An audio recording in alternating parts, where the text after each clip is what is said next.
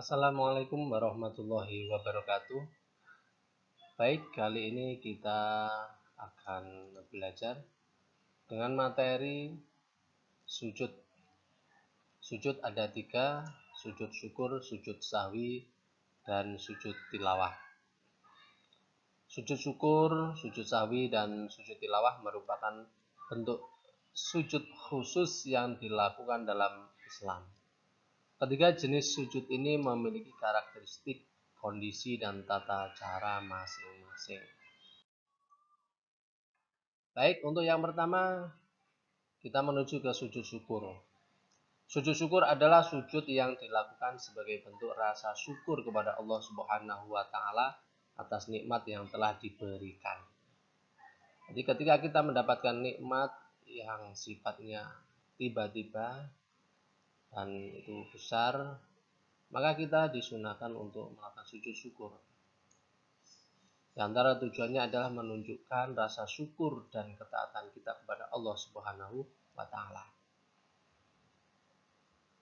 Sujud syukur mempunyai keutamaan di antaranya dapat menenteramkan jiwa dan mendekatkan diri kepada Allah. Karena kita selalu ingat apa yang kita dapat, terlebih hal yang besar yang sifatnya tiba-tiba, kita akan selalu ingat kepada Allah. Caranya bagaimana dalam melakukan sujud syukur? Caranya adalah yang pertama, niat. Harus dimulai dengan niat di dalam hati. Niat untuk melakukan sujud syukur. Kemudian takbir Allahu Akbar. Selanjutnya langsung turun sujud seperti hanya sujud di dalam sholat. Setelah sujud kemudian duduk sebentar dan salam.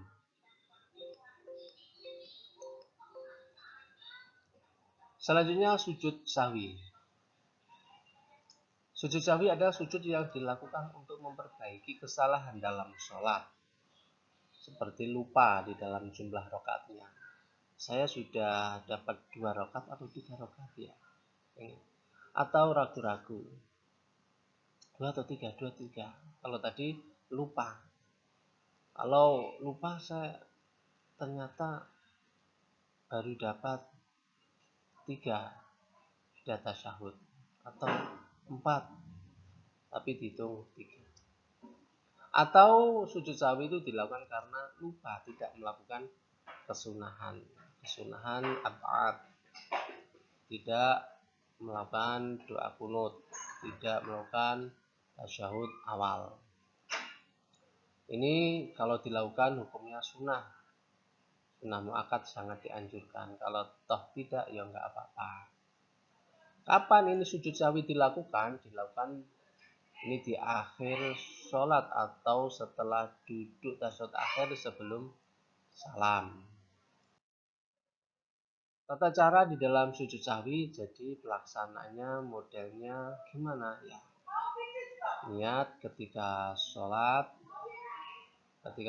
mau berakhir, mau salam ya. Niat untuk sujud sahwi.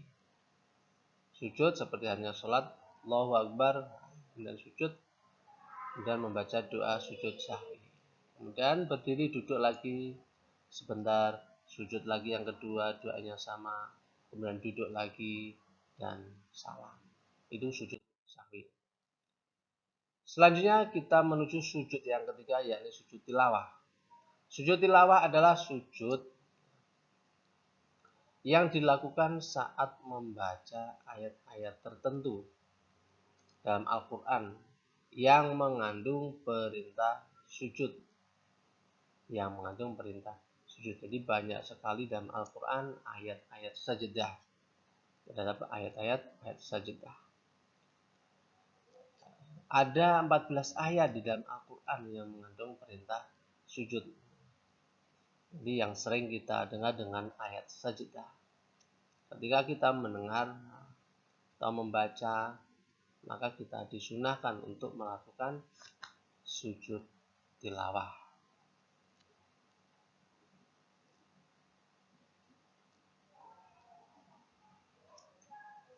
Kemudian sujud tilawah kapan ini dilakukan? Ya dilakukan ketika membaca ayat sajadah tadi di dalam Al-Quran. Ketika ayat-ayat sajadah itu dibaca atau kita mendengar, maka saat itu juga kita disunahkan untuk sujud tilawah, untuk melakukan sujud tilawah. Tata caranya sama dengan tata cara sujud dalam sholat. Yang namanya sujud ya gerakannya ya gerakan sujud. Ini ada di dalam sholat maupun di luar sholat. Kalau di luar sholat ketika membaca ayat sajadah atau mendengar ayat sajadah, ya berarti saat itu kita disunahkan untuk sujud tilawah. Dimulai dengan apa? Dengan niat, takbir, kemudian langsung turun sujud, melakukan sujud tilawah. Melakukan sujud tilawah. Kemudian bangun dari sujud duduk. Setelah itu salam. Itu kalau di luar sholat. Kalau di dalam sholat, misalkan imam ketika membaca surat di situ ada ayat sajadah, maka ya saat itu melakukan sujud tilawah. Langsung turun melakukan sujud. Setelah selesai sujud, berdiri lagi, kembali ke posisi sebelumnya. Kalau tadi berdiri ya berarti berdiri. Itu. Nah ini kalau terjadi dalam sholat yang dilakukan secara berjamaah. Ini bagaimana? Ini nanti kalau berjamaah begini. Misalkan imam melakukan sujud tilawah setelah membaca ayat sajadah, turun sujud, maka makmum juga ikut imam turun melakukan sujud. Setelah selesai sujud dengan bacaan doa sujud tilawah, kemudian berdiri lagi. Ya, jadi melakukan gerakan sholat ke posisi sebelum sujud tilawah. Kalau tadi berdiri berarti berdiri lagi. Itu imam. Makmum bagaimana? Juga mengikuti imam, berdiri lagi. Nah, kalau toh nanti imam tidak melakukan sujud tilawah, karena ini bukan wajib, hanya sunnah, maka ketika imam melakukan, kalau imam tidak melakukan sujud, maka makmum juga tidak melakukan sujud. Karena yang namanya makmum itu sifatnya mengikuti. Kalau imamnya sujud, makmumnya ikut sujud tilawah. Kalau imamnya tidak sujud tilawah, maka makmum juga tidak sujud tilawah. Jadi begitu. Kalau sholat sendiri, ya tidak harus mengikuti siapa-siapa. Karena sholatnya munfarid, sholatnya sendiri. Kalau ingin melakukan, silakan. Sama, ketika setelah membaca, langsung turun sujud dengan bacaan sujud tilawah. Selanjutnya berdiri lagi, melakukan sholat melanjutkan tadi. Misalkan tadi berdiri, berarti melanjutkan bacaan ayat-ayat tadi. Setelah membaca ayat-ayat tadi, dianggap cukup selesai, baru rukuk, i'tidal, sujud, duduk, dan seterusnya melakukan gerakan sholat. Itu kalau sholat sendiri. Kalau tidak melakukan sujud tilawah pun juga nggak apa-apa, karena tidak wajib. Itu di dalam sholat. Jadi kesunahan sujud tilawah itu dilakukan saat membaca ataupun mendengar. Entah itu disengaja mendengar ataupun tidak disengaja. Artinya memang niat mendengarkan orang membaca ayat Al-Quran seperti orang sholat. Ataupun tidak sengaja mendengarkan. Tidak sengaja mendengarkan dalam kondisi biasa, santai, tiba-tiba terdengar ada sebuah ayat sajadah dibacakan. Mungkin saat itu di masjid, nggak sengaja ada suara, ada kiroah, maka disunahkan untuk melakukan sujud tilawah.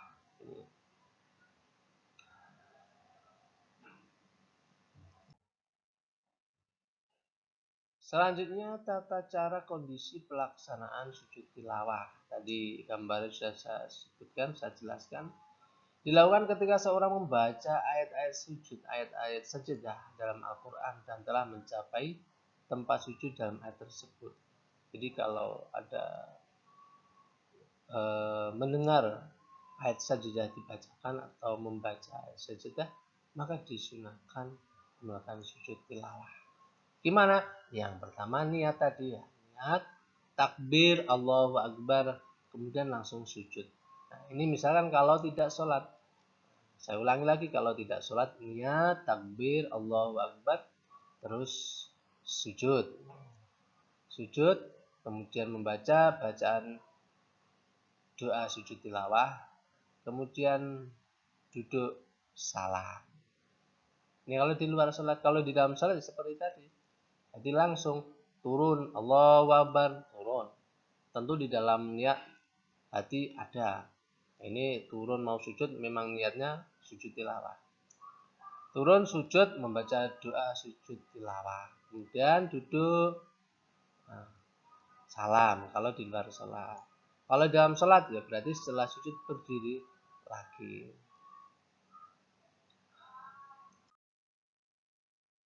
Untuk